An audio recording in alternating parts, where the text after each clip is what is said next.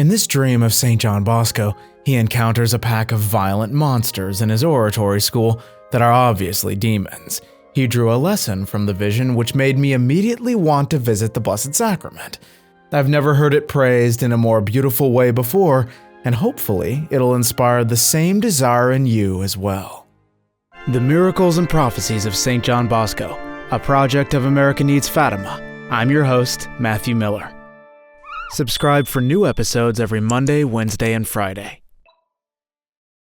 At the time St. John Bosco had this vision of the preternatural, he had been going through some very tough times at his oratory school. Some days before, he addressed his boys saying, "A few more days and the carnival season will be over. At its start, I urged you to offer your good deeds and prayers for those souls in purgatory who needed them in order to be admitted into paradise. Contrary to what you may have thought, relief for the souls in purgatory wasn't my only purpose.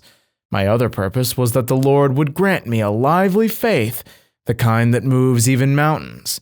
You may say, what has that to do with us? If you need faith, that's your problem. Yes, my dear boys, it's so. But you are good, and because of you, the Lord will give me the graces I need. We have to pray that God may set right the disorders that take place outside and those which occur within our own house. There is no need for me to tell you what disorders take place outside. All I say is, pray. As for those which happen in our own house, you have seen that I had to dismiss 6 boys. I assure you that 2 nights ago, after telling you of my decision, I felt so deeply distressed that I couldn't get a moment's sleep. My dear children, you have no idea of all I have to put up with in order to save you. To slave for years to save a boy, and then to be forced to dismiss him and throw him back into the world from which I rescued him lest he be eternally lost, is just too painful for words. And what caused it all? Gluttony, the main cause of the loss of most souls.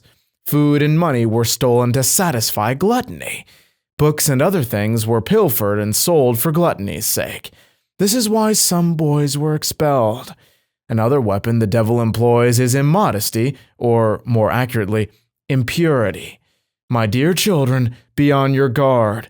The devil will tempt you with bad books, bad thoughts, or the foul conversation of a companion. When any such fellow approaches you, say to yourself, this is a minister of Satan. And let each of these wretches who indulges in foul conversation say to himself, I am a minister of Satan because I help him ruin souls.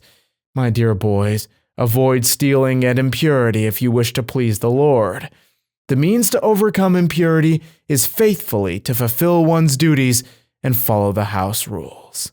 Don Bosco gave this warning to his boys on February 16, 1865.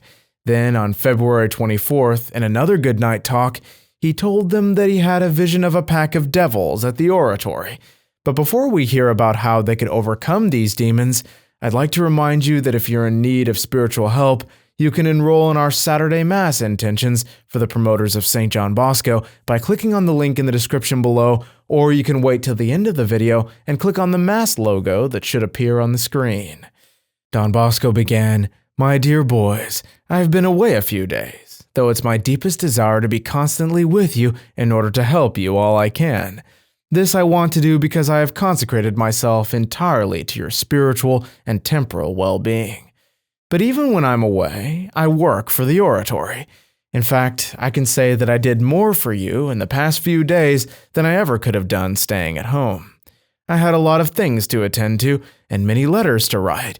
I could hardly have done all this here, what with calls and unavoidable interruptions of all kinds. However, you, my dear children, were always in my thoughts and prayers. Did you think of me?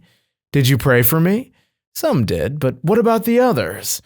Oh well, never mind now. Let's forget it. If you didn't pray, do so from now on. I went to Cuneo and stayed a few days with the bishop who treated me royally. The first night, after an excellent supper, I went to bed toward 11 and fell asleep immediately. As usual, I began to dream, and since the tongue always turns to the aching tooth, as the saying goes, I dreamed that I was at the oratory with my beloved boys. I seemed to be seated at my desk while you were having a world of fun, playing, shouting, and running about. I was very pleased with all the noise because I know that when you're playing, the devil has no chance to harm you, no matter how hard he tries.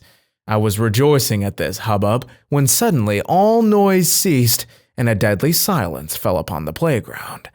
In alarm, I stood up to find out what had happened. As I crossed into the waiting room, a horrid monster burst in from the outer door. Seemingly unaware of my presence, head and eyes lowered to the ground, the monster advanced straight forward like a beast about to spring upon its victim. Trembling for your safety, I looked down from the window to see if anything had happened to you.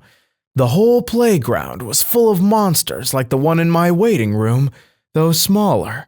You, my boys, had been forced back against the walls and porticos, but many of you were lying on the ground, seemingly dead. This piteous sight so frightened me that I awoke, screaming. I woke everybody else up too, from the bishop to the last servant.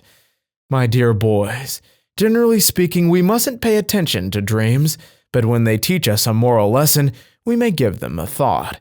I have always tried to learn why certain things happen, and I'll do so also as regards this dream. That monster may well be the devil who's ever trying to ruin us. Some boys fell victim to him, while others went unscathed.